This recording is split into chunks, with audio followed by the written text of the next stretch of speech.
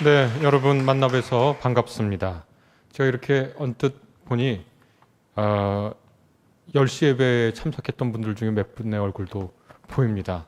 짧은 시간에 이렇게 봤는데 한 몇 분 정도 이렇게 보여서 참 반갑습니다. 같이 두 번째 예배를 드리게 됐고, 오늘 처음 오신 분은 첫 예배를 같이 드리게 됐습니다. 우리 빛가운 교회 주보를 보니까 교회 비전의 두 번째로 성경적 가치관으로 가정을 세우는 교회라고 있더라고요. 제가 신앙의 네 기둥 설교한다고 했는데 첫 번째는 경외와 사랑이라고 하는 신앙의 기둥 얘기했고, 두 번째가 바로 우리 교회의 비전, 성경적 가치관으로 가정을 세우는 교회, 여기에 관련된 이야기라고 설교라고 생각해 주시면 됩니다. 이 마태복음서를 있을 때는요, 이게 2000년 전에 기록된 거잖아요. 그래서 그 당시에는 책의 제목을 잘 붙이지 않았습니다. 그러니까 특별한 것 아니면 책의 제목을 잘 붙이지 않았습니다. 그리고 여러분 뭐 서양 고전 음악, 클래식 같은 거 들으면은 이름이 별로 없잖아요. 제목이 그냥 특별히 무슨 베토벤의 비창이다, 뭐 월광이다 이런 거 있지만 베토벤이 붙인 게 아닙니다. 이외 분들이 갖다 붙인 거죠. 왜냐하면 작품을 구분해야 되니까. 그래서 뭐 바흐 작품 번호, 베토벤 작품 번호 이렇게 쭉 모차르트 작품 번호로 이렇게 한 겁니다. 다시 말해서 음악에도 제목을 붙이지 않습니다. 간혹 미술관 가서 미술을 이렇게 보시잖아요. 그러면 무제라고 해가지고 많이 있죠. 그림 중에. 미술도 원래 제목을 붙이지 않습니다. 그러니까 서양 전통에서는 책도 제목 잘 안 붙이고요. 미술도 제목 잘 안 붙였고 음악도 최근까지는 제목을 잘 안 붙였습니다. 그러면 어떻게 구분하냐? 그 책의 첫 번째 단어가 그 책의 제목이 됩니다. 그러니까 우리가 여느 책, 오늘날 제가 어떤 책을 쓸 때, 제가 최근에 낸 책이 성스러움과 아름다움이 입맞출 때라는 성경을 두고 그린 그림에 관련된 책을 하나 썼거든요. 그것도 고심해서 썼지만 책 제목을 잘 정하지 않을 때는 그 책의 첫 번째 단어가 뭐가 되어야 될지를 정말 고심해서 썼겠죠. 우리 마태, 마가, 누가, 요한 복음서도 마찬가지입니다. 이 책에 원래 마태가 썼습니다라는, 그러니까 마태 복음서라는 마태복음이라는 제목이 없어요. 마가도 그렇고 누가도 그렇고 요한도 다 그렇습니다. 그러면은 이 복음서들이 초기교회에 있을 때 어떻게 제목으로 불렸을 거냐? 그 책의 첫 번째 단어. 그것이 그 책의 제목이 됐습니다. 마가복음서하고요, 요한복음서 보면 참 제목을 고심한 흔적이 역력합니다. 마가복음서에 보면 우리는 예수 그리스도의 복음의 시작이다 이렇게 되어 있지만 그 그리스어로 쓰였으니까 그리스어로 뭐라고 되어 있냐면 그거 모르셔도 돼요. 제가 그냥 그리스어로 한번 읽어보겠습니다. 아르케라고 되어 있는데 요 아르케라고 하는 게 뭐냐면 처음, 시작 이런 뜻입니다. 뭐가 생각나죠? 왜 마가는 이런 단어를 붙였을까요? 책의 제목으로? 창세기가 생각나라고 그러는 겁니다. 창세기의 첫 단어는 히브리어로, 창세기도 제목이 없어요. 그러니까 그 책의 첫 번째 단어가 그 책의 제목이거든요. 첫 번째 창세기 첫 번째 단어가 뭐냐면 베레시트랍니다. 베레시트가 태초에 그런 뜻이거든요. 마가는 그래서 하나님께서 세상을 창조하셨듯이 예수 그리스도께서 구원의 역사를 시작하신다 해서 처음 아르케라는 말을 썼습니다. 요한복음서는 어떻게 썼는가? 요한복음서도요, 태초에 말씀이 계시니라 이렇게 썼죠? 네, 창세기를 생각하고 쓴 겁니다. 예수님께서 말씀 로고스이신데 그 세상을 창조한 창조주하고 같이 세상을 창조하신 분이다. 그걸 알려주기 위해서 마가나 요한 모두. 근데 마가는 하나님 아버지께서 천지를 창조하시고 예수 그리스도께서는 복음의 새 역사를 창조하셨다. 요한복음서는 하나님께서 세상을 창조하신 것처럼 바로 그 바로 옆에 로고스이신 예수께서 계셨다. 이렇게 해서 첫 단어를 그렇게 멋지게 썼습니다. 오늘 마태복음서 1장 1절에서 1장 6절 성경 설교를 잘 못 들어보셨죠? 누가 누구를 낳고 누가 누구를 낳고니까. 그러니까 이런 배경을 놓고 보면 마태복음서의 첫 단어가 뭔가 궁금해지지 않으세요? 네, 우리말로는 아브라함과 예수 그리스도의 계보다 이렇게 되어 있지만 아브라함과 다윗의 자손 예수 그리스도의 계보다 이렇게 되어 있는데 그리스어로는 첫 단어가 뭘까? 이 첫 단어가 비블로스라고 하는 그리스어인데요. 그건 헬라어는 기억 안 하셔도 돼요. 그 단어가 무슨 뜻이냐면 책이라는 뜻입니다. 책이란 뜻이에요. 그래서 그 책의 제목은 책이에요. 마태복음서 제목은 책입니다. 그런데 이게 재밌는데요. 마가나 요한은 창세기를 염두에 두고 첫 번째 단어를 썼는데 제가 생각할 때 당시 1세기 마태복음서를 듣던 독자들은 그리스에 살고 로마에 살고 지중해 살던 사람들은 마태복음서의 첫 단어를 듣자마자 다른 책의 첫 단어를 떠올렸을 거예요. 다른 책은 어떤 책이냐? 그 그리스 세계에서 가장 유명하고 사람들이 가장 많이 보고 오늘날로 따지면 이상한 변호사 우영우처럼 많이 듣던 그런 책이 있어요. 그리스에서. 무슨 책이냐면 그것이 호메로스의 일리아스라는 책입니다. 호메로스의 일리아스라는 책을 요거는 우리나라 판소리처럼 그 사람들이 저녁에 카페에 가가지고 한 사람이 호메이다이라고 하는 사람이 높은 데 올라가서 판소리처럼 막 해주는 거예요. 그러면 사람들이 탁 듣고 머릿속에서 깜깜한 밤에 별빛 빛나는 데서 그 호메로스의 일리아스에 나온 전쟁 이야기거든요. 전쟁 이야기를 쫙 듣는 거예요. 그래서 그거 너무너무 멋져가지고 그걸 전문적으로 낭송하는 사람들이 바로 호메이다이라는 사람들입니다. 많이 외워야 돼요, 정말. 그런데 이 사람들이 외우는 호메로스의 일리아스의 첫 단어가 뭔가 뭘까요? 그리스 최고의 고전이에요.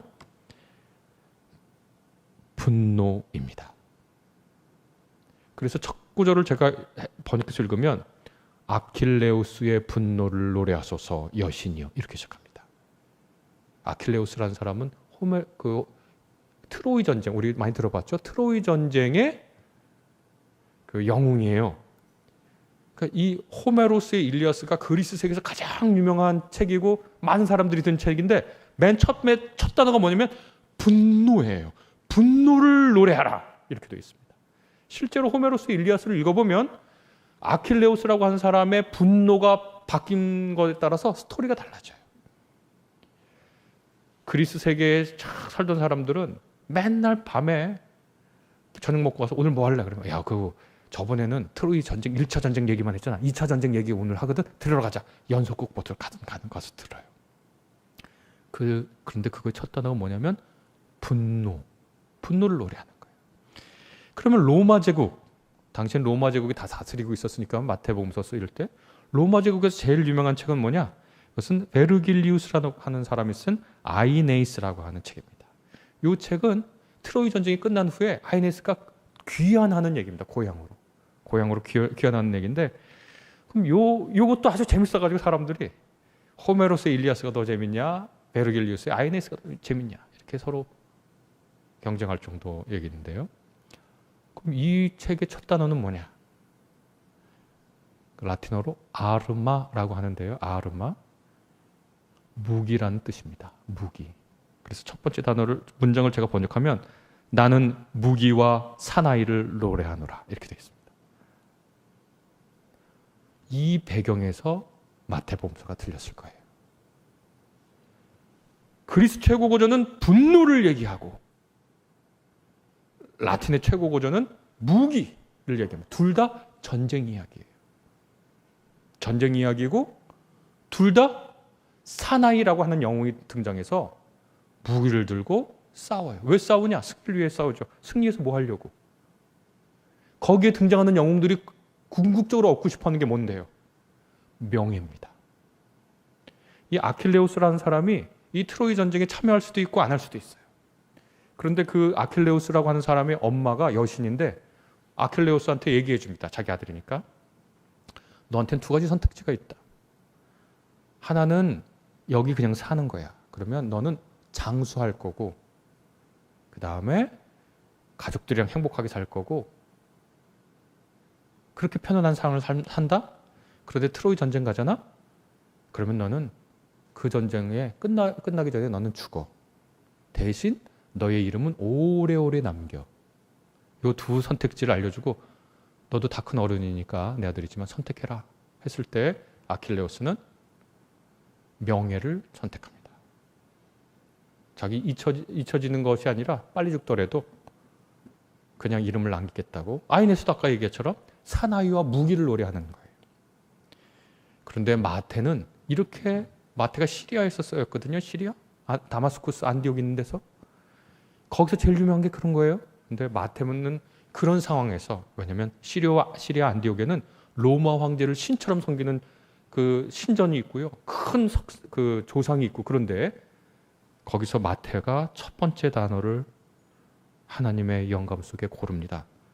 무기와 분노의 세상에서 무기와 분노를 가지고 사나이들이 전쟁을 벌이고 명예를 얻으려고 자기 목숨을 불사르는 세상이 전제된 세상에서 마태는 첫 번째 단어로 책이라고 하는 단어를 고릅니다. 그리스와 라틴의 사람들은 전쟁과 무기와 사나이와 명예를 이 세상의 본질로 생각하고 살지만 마태 신앙인은 이 세상을 말씀의 세상으로 생각하고 삽니다. 이것이 그리스도인이 이 세상을 바라보는 가장 중요한 차이점입니다. 전자는 전쟁을 통해서 세상을 규정하고 그것에서 명예를 얻는 삶을 말하는데, 마태복음서가 맨 처음에 내놓고 열어놓은, 우리 앞에 열어놓은 세상은 정신의 세계고 뜻의 세계고 말씀의 세계입니다. 그러니 우리가 이 세상을 무엇이라고 볼지 잘 생각해야 돼요. 우리가 이 세상을 종종 전쟁의 세상으로 생각하거든요. 그렇죠. 이 세상에 전쟁이 끊인 날이 없어요. 지금도 러시아하고 우크라이나 사이에 전쟁하고요. 지금 세계의 초강대국이라고 하는 미국 역사를 보니까요. 미국이 건국된 이후부터 지금까지 23년인가 4년 빼놓고는 계속 전쟁을 했어요. 미국이란 나라는. 우리나라도 6.25 전쟁 겪고 아직까지 고통받는 사람들이 얼마나 많습니까? 그런데 세상이 정말 그러하니까 이 세상을 전쟁으로 봐요, 사람들이. 이 전쟁에서, 그러면 이 세상이 전쟁의 세상이니까 뭐 하냐면 무기를 들고 사나이답게 싸워서 명예를 쟁취하려고 해요. 그런데 신앙의 눈은 다른 세상을 우리 앞에 펼쳐 보여줍니다. 이곳이 전쟁처럼 보이고 사나이가 무기를 들고 명예를 얻어야 하는 것으로 보이지만 실상 이 세상은 하나님이 말씀으로 창조하신 세상이고, 이 세상에는 뜻이 있고, 이 세상에는 정신이 있고, 이 세상에는 우리 일부 예배 때, 전 10시 예배 드릴 때 드린 말씀인데, 이 세상의 본질에는 사랑이 있다라고 그리스도인은 믿고 나아갑니다. 마태복음서는 말씀과 글과 정신으로 여는 세상으로 우리를 초대합니다. 언뜻 보면 경쟁과 전쟁과 분투와 죽고 죽이는 활극과 고통이 있는 것처럼 보이지만, 예수 그리스도께서 우리에게 열려놓은 세상은 눈을 들어 다시 보라는 거예요. 이 세상의 본질이 무엇인지 다시 한번 확인하라는 말씀입니다. 그 다음에 이어지는 단어가 뭐냐면, 비블로스라는 그리스어에서 바이블이라는 뜻이 나왔는데요. 비블로스나 바이블이나 모두 책이란 뜻입니다. 그래서 바이블 하면 그냥 책이란 뜻이에요. 유대인들이 자기의 성경, 구약 성경을 하쉐파림이라고도 부르는데 무슨 뜻이냐면 그냥 책이란 뜻입니다. 그냥 책이에요. 책의 세상이죠. 책이 열어놓은 겁니다. 두 번째 단어가 뭐냐면, 이어지는 단어가 탄생이라고 하는 단어입니다. 그걸 그리스어로는 게네시스 이렇게 부르는데 다른 거 아닙니다. 제네시스입니다. 제네시스. 우리가 잘 알고 있는 차 있죠? 그 차가 창세기란 뜻이에요. 탄생, 족보, 기원이란 뜻입니다. 그러니까 그 회사에서 그 차로 그 이름을 지을 때는 아주 훌륭한 브랜드의 기원이 되겠다, 시초가 되겠다, 그런 뜻으로 지었겠죠. 그 다음에 이어지는 단어가 예수 그리스도입니다. 예수 그리스도가 그래서 이 첫 번째 요 세 단어를 이렇게도 번역할 수 있고 번역할 수 있는데요. 예수 그리스도께서 열어놓으신, 예수 그리스도께서 시작하신 책이다. 이렇게도 번역할 수 있고, 우리가 흔히 번역하는 대로 예수 그리스도가 탄생하신 것에 관한 책이다. 그래서 예수 그리스도의 계보다 이렇게 쓰기도 합니다. 여하튼 이 말은, 이 첫 번째 이야기는 우리에게 아주 중요한 사실을 알려줍니다. 뭘 알려주느냐? 예수 그리스도께서 이 땅에 오셔서 하시고자 하는 매우 중요한 일이 뭐였냐면 족보를 완성하는 일이에요. 족보를 완성한다는 건 뭐냐? 예수 그리스도께서 이 땅에 오셔서, 마가는 복음의 세계를 열었죠. 예수 그리스도 복음의 시작이다. 복음의 세계를 열었죠. 요한복음서는 창세기를 갖고 와서 새로운 세상을 열었죠. 세상을 열 때 예수님이 그 모습을 강조했죠. 마태는 뭐를 우리에게 얘기하냐면 예수 그리스도께서 이 땅에 오셔서 하신 일이 신앙의 가족을 창조하신 겁니다. 이게 무슨 뜻인지 여러분과 같이 말씀을 나누겠습니다. 우리가 흔히 이런 얘기를 합니다. 예수님을 믿고 구원을 받았다. 예수님이 우리를 구속해 주셨다. 그게 무슨 뜻인가요? 그것은 하나님과 우리 사이의 관계를 묘사하는 하나의 그림 언어들입니다. 예를 들어서 예수께서 우리를 구속하셨다는 건 무슨 뜻이냐면, 내가 이렇게 살다가 몸이 아프고 몸이 아파서 돈을 못 벌어서 빚을 지게 됐어요. 근데 예전에는 어떻게 됐죠? 빚을 지면 자기 자신을 종으로 팔아요. 그래서 빚진 노예가 돼요. 빚진 노예가 되면 다른 사람의 노예 노릇하며 평생 살아야 되는데 누군가 대신 그 돈을 갚아줬어요. 빚을. 그것을 구속이라 그래요. 얼마나 기쁘겠어요. 그렇죠? 구원이라는 건 무슨 뜻인가? 구원이라는 것은 내가 아파요. 죽게 생겼어요. 그런데 누군가 약을 줘서 살려냈어요. 그게 그리스도의 구원이란 뜻이에요. 내가 적에게 포위돼가지고 꼼짝없이 죽게 됐는데 구원병들이 와서, 지원병이 와서 나를 그 죽음의 위협에서 건져냈어요. 그걸 구원이라고 그래요. 그리스도 단어로. 그렇게 돼서 우리가 죄와 사망의 법에서 벗어나서 하나님과 새롭게 맺게 된 관계를 구원, 구속이라고 얘기하거든요. 그러니까 하나님과 우리와의 관계를 형용하는 단어가, 묘사하는 단어가 구속, 구원 말고도 여러 가지 있겠죠? 그 중에 중요한 게 뭐냐면 우리가 하나님의 가족이 되었다는 겁니다. 우리와 하나님과의 관계를 묘사하는 여러 단어 중에 하나가 바로 우리가 하나님의 가족이 되었다라는 겁니다. 이것은 감격스러운 일입니다. 신앙의 본질은 그리고 감격에 있습니다. 여러분, 사람을 앞으로 걸어가게 하는 데는 세 가지 길이 있다고 그러잖아요. 뒤에서 총이나 칼을 거두면 걸어갑니다. 위협입니다. 위협이죠? 그럼 걸어가요. 앞에 돈이나 혹은 멋진 보물을 남겨두면, 맛있는 음식 남겨두면 앞으로 사람이 걸어갑니다. 왜 걸어가죠? 이득을 취하려고 걸어가요. 사람은 위협을 해도 걸어가고요. 앞에 이득을 놔둬도 걸어가요. 그런데 신앙은요, 위협과 이득의 세계에 머물지 않아요. 이게 우리 한국교회가 종종 착각하는 것이에요. 그래서 정말 용서하고 들어주십시오. 저는 예수천당 불신족이라는 말은 요 위협과 이득의 범위 내에서 얘기하는 것 같아요. 신앙은 위협받거나 이득을 위해 움직이는 게 아니에요. 어떤 걸로 움직이는가? 신앙은 감격과 감동으로 움직이는 겁니다. 어떻게 앞으로 사람을 또 걸어가게 할 수 있죠? 앞에 아름다운 장미꽃이 있으면 나도 모르게 걸어가요. 우리 밀양아리랑 들어보면 동지섣달 꽃 본 듯이 날 좀 봐달라고 하잖아요. 날 좀 보소, 날 좀 보소, 날 좀 보소. 동지섣달 꽃 본 듯이 날 좀 보소.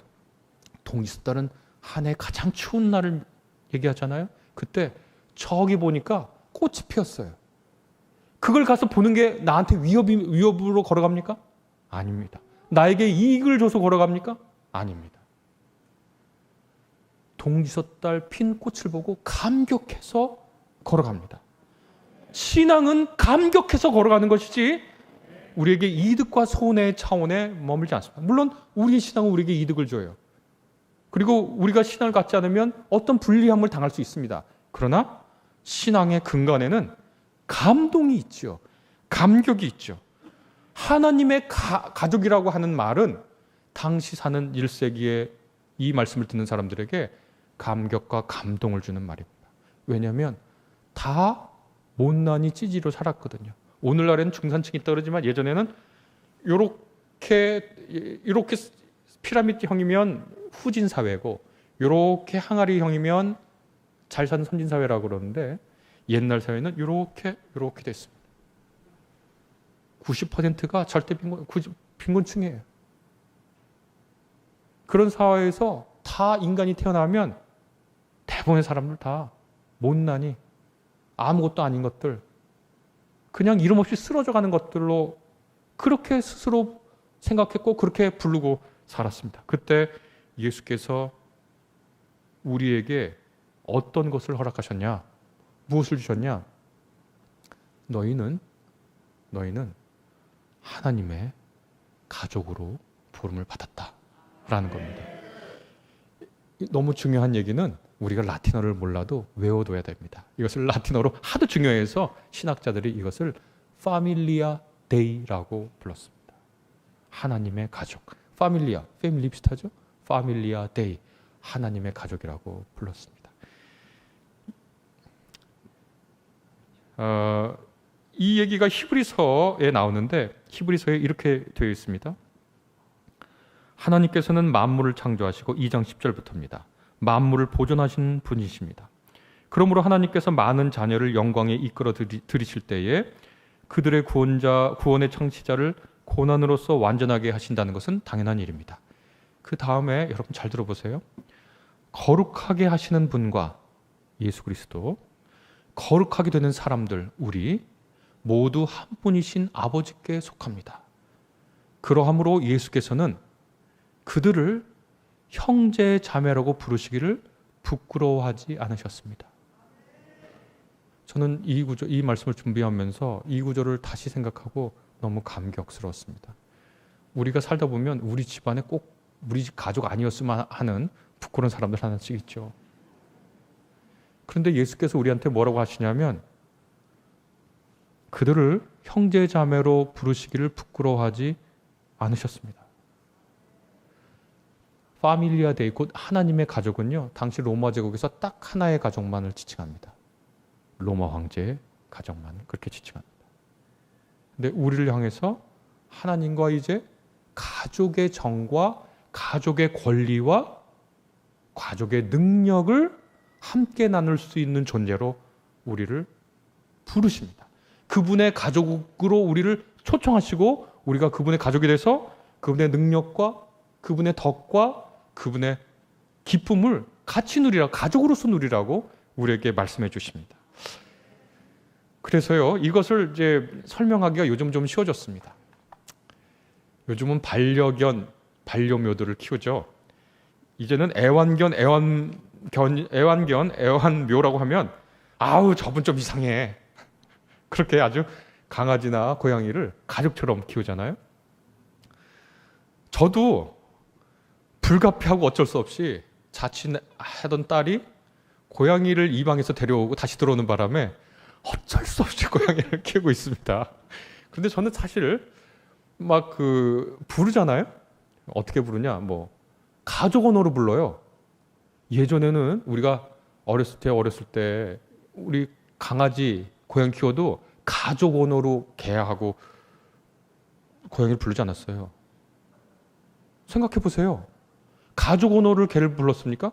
아무리 우리가 사랑하는 거지만 그한테 뭐 야 아빠 왔다, 뭐 언니 왔다 그랬어요?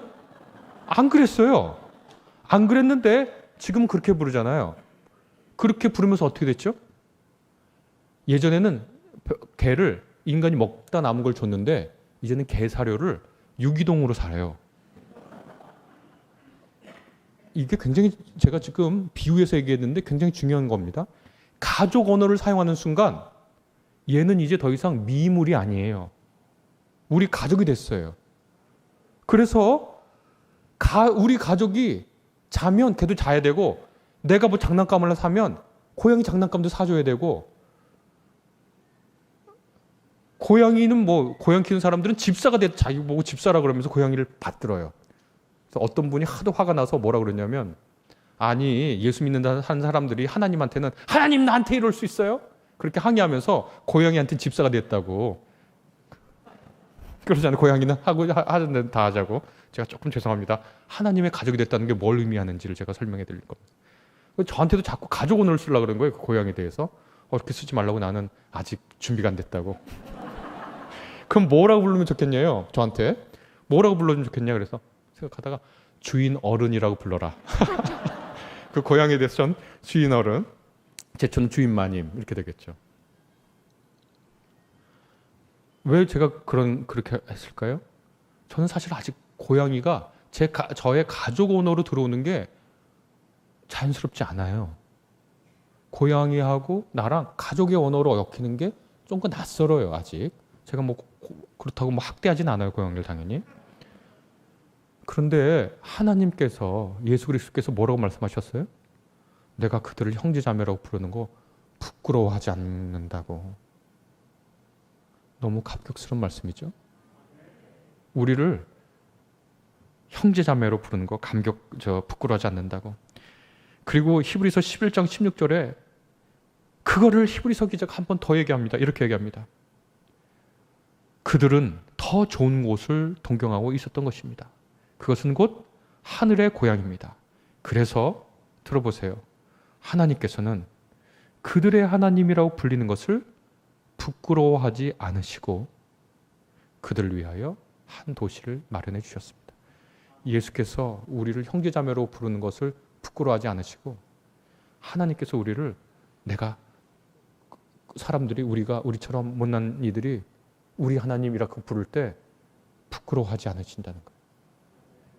이것이 우리가 구원받았다, 구속받았다라고 하는 하나님과 우리의 관계를 형용하는 단어 중에 마태복음서가 가장 주목한 게 뭐냐면, 우리를 모두 하나님의 가족으로 불렀다는 거예요.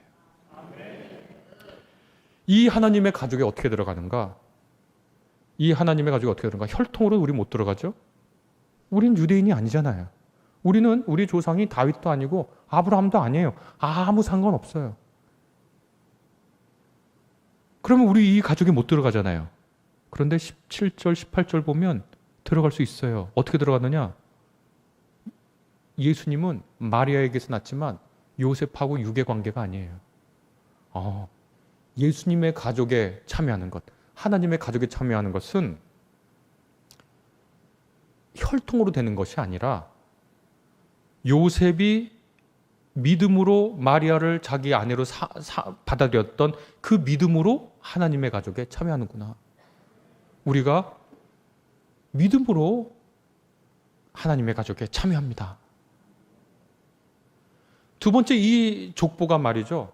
만약에 엘리트의 족보라면 우리가 여기 참여하기 어려워요. 우리는 다 그냥 평범해요. 우리가 뭐 대단한 게 별로 없어요. 우리는 이렇게 태어나고 살다가 죽습니다. 족보가 그걸 가르쳐 주지 않아요? 족보 이게 쭉 읽어보면 뭡니까? 누가 누구를 낳고 죽었다는 얘기는 안 써요. 왜냐하면 당연하니까. 조선시대 족보 봐도 마찬가지입니다. 누가 누구를 낳고 죽었다는 얘기는 없어요. 왜냐하면 죽는 건 당연하니까. 그리고 조선시대 족보 보면 어느 계급 이상만, 이상한 사람한테 한 줄로 옆에 써줘요. 그것이 족보가 알려준 삶의 진실입니다. 뭔가요? 사람은 태어나서 밥 먹다 죽습니다. 잘하면 애 낳고요. 그게 인간 삶의 전부예요, 어떻게 보면. 그래서 맹자 선생님은 소인, 그냥 못난 사람의 삶은 식과 색하다가 죽는 거다. 밥 먹고 아이 낳고 죽는 거지. 아이 낳는 것도 요즘 대단하잖아요. 아이 낳는 것도 힘들잖아요. 그런데 맹자 선생님 역시 말씀했듯이 군자는 식색에 매몰된 사람은 아니다. 오늘 이 신앙의 족보가 알려주는 건 뭐냐면, 우리는요 대부분 다 엘리트가 아니에요. 그냥 평범하거나 아니면 좀 못났어요. 그럼 이 족보에 어떻게 들어가요? 이게 다윗 왕의 족보인데 보니까 들어갈 수 있어요. 어떻게 들어갈 수 있느냐? 유다는 3절 보면 유다는 다말에게서 베레스와 셀을 낳고 5절 보면 살몬은 라합에게서 보아스를 낳고 라합은 성매매 여성입니다. 이 족보는 엘리트도 있지만 엘리트가 아닌 사람도 들어갈 수 있구나. 이 족보가 만약에 훌륭하고 도덕적으로 훌륭한 완벽한 사람들의 족보라면 우리 못 들어가죠. 어떻게 들어가겠어요, 우리가? 아침에 거울 보면서 어제 한 일 반성할 수밖에 없는 우리가. 보면 야곱은 유다는 다말에게서 베레스와 세라를 낳았대요. 다말은 누굽니까? 유다는 누구고요? 다말은 유다의 며느리잖아요. 만약에 이 족보가 도덕주의 족보고 엘리트의 족보라면 우리는 못 들어가지만 우리 마지막에 읽은 거 보면 어떻게 되어 있습니까? 이새는 다윗 왕을 낳으니라. 참 멋진 족보 같죠? 그 다음에 보면 다윗은 우리아의 아내에게서 솔로몬을 낳았다. 다윗은 다윗의 아내에게서 솔로몬을 낳아야죠. 다윗이 왜 우리아의 아내에게서 솔로몬을 낳습니까? 이 족보는 하나님께서 우리에게 보여주십니다. 신앙의 가정에 들어가는 것은 혈통도 아니고 엘리트여서도 아니고 도덕적으로 완벽해서도 아니다. 이 신앙 역사에 믿음으로 참여해라. 여기에 믿음으로 참여한 사람은 파밀리아 데이의 지위와 능력과 덕을 함께 나눌 수 있다라고 우리를 부르십니다. 저는 이것을 확장해서 우리뿐만 아니라 우리 가정도 이 신앙의 역사에 편입되는 그 길을 여러분과 함께 나누려고 합니다. 용서하고 들어주십시오. 이것이 신앙 역사이기 때문에 이것이 그리스도로 끝난 것이 아니라 예수님으로 끝난 것이 아니라 이 땅에 전해졌다면 이 땅에서 우리가 신앙의 역사를 써가야 됩니다. 신앙의 족보사를 써가야 됩니다. 우리가 우리 자식들 사랑하죠. 우리 부모님 사랑합니다. 우리 형제자매들을 참 고입니다. 그래서 부모님들은 있는 힘을 다해서 자식들을 교육시키려고 하고 자기 먹을 거 안 먹고 자식들 교육시키려고 그렇게 노력했잖아요. 부모님 그런 부모님이니까 있는 힘껏 다 섬기려고 노력했고 형제자매가 맏형이면 좋은 학교 안 가고 돈 벌면서 동생들 먹이거나 아니면 동생들이 희생해서 맏형이나 맏누나 하거나 그렇게들 살아왔잖아요. 예전에. 지금이야 뭐 안 그렇지만 별로 안 그렇지만 이렇게 유괴가정을 살리려고 노력을 했는데 신앙인들은 그게 좀 다릅니다. 신앙인들은 어떻게 다르냐? 신앙의 족보사를 써야 되는 겁니다. 저는 이렇게 쓰고 있습니다. 그래서 좀 용서하고 좀 들어달라고 말씀드린 겁니다. 저는 이 예수 그리스도께서 이뤄놓으신 이 신앙의 족보에 우리 가정을, 우리 가족의 역사를 덧대 잇대서 쓰고 있습니다.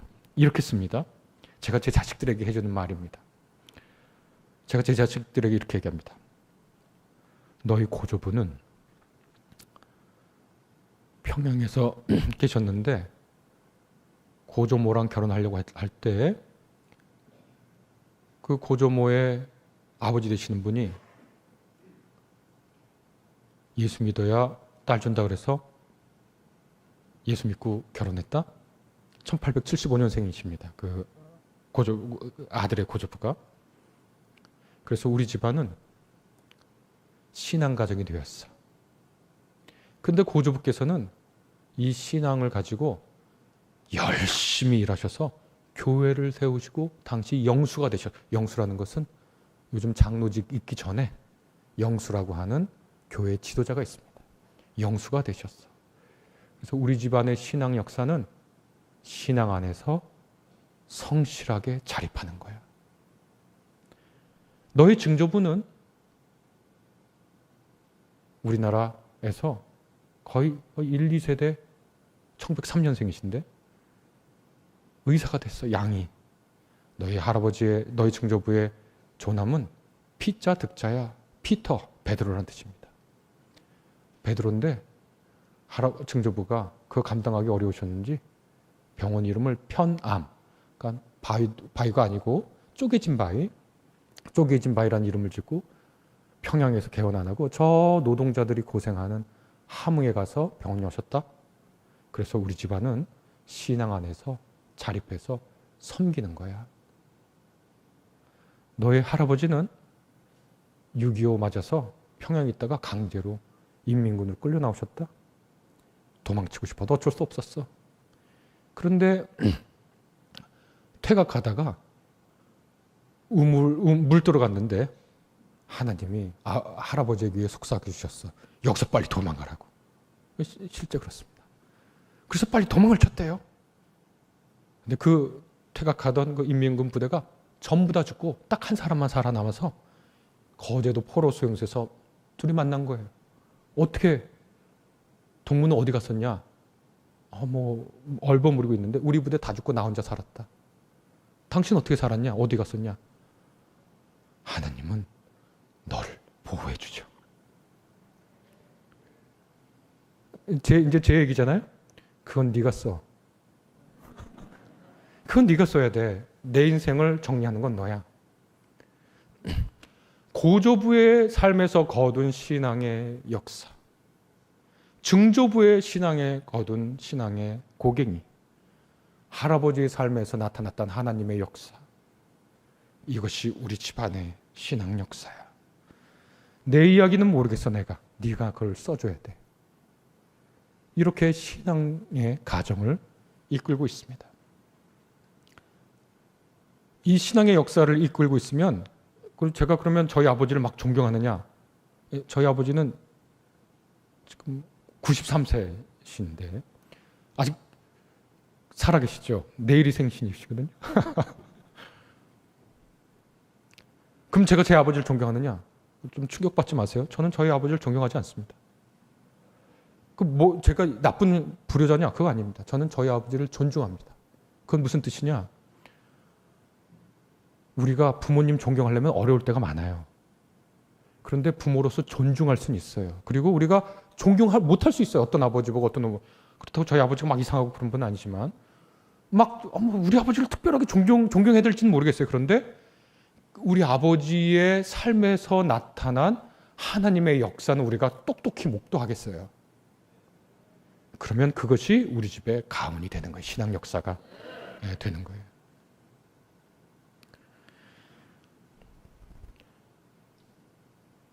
그것이 하나님의 가족이 된 사람들의 기쁨과 능력과 행복입니다. 주일에 제가 받은 신앙교육은 딱 두 가지입니다. 하나는 주일에는 교회 가라. 다른 하나는 믿는 사람과 믿는 여자랑 결혼해라. 근데 저희 아버지는 역설적으로 안 믿는 여자와 결혼하고 무교회주의 운동을 한다고 한동안 교회도 안 나가고. 근데 그 두 가지 신앙의 이야기를 꼭 저한테 심어주셨어요. 그래서 저도 제 아들, 딸한테 꼭 그거 심어줍니다. 주일에는 교회 간다. 그리고 딱 한 얘기 해줍니다. 시간이 5분만 더 하겠습니다. 고등학교 때 중간고사, 기말고사가 늘 주의를 끼고 있기 때문에 중간고사, 기말고사 잘 보려면 주일에 공부해야 돼요. 근데 저희 아버지는 아주 철저한 주일 교육을 어렸을 때 받고 자라서 주일에는 공부하면 안 돼요. 절대로. 부모님한테, 아버지한테 말씀드렸죠. 주일에 공부 안 하면 성적이 안 좋다. 저희 아버지, 그건 별 문제 안 된다. 85점 이상만 맞아라, 평균. 지금 생각해보니까 말도 못하게 높은 점수인데. 근데 형이 음악을 하기 시작하고 85점이 안 됐거든요. 그래서 통지표를 가져다 드리면서 학부모 의견란 있잖아요. 학부모 의견란에 학부모가 쓰는 란 있잖아요.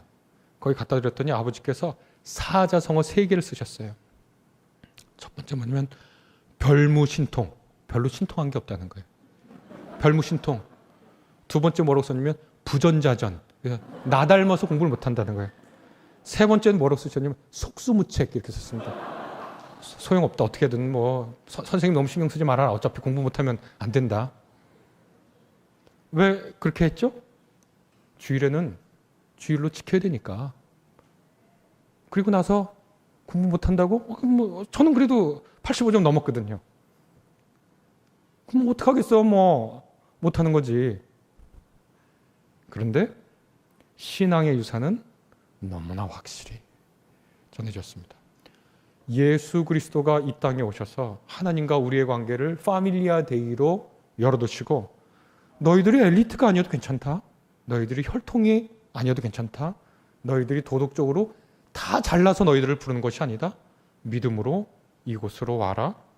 그리고 이 땅에서 너희의 신앙 역사를 이 족보에 잇대어 써라.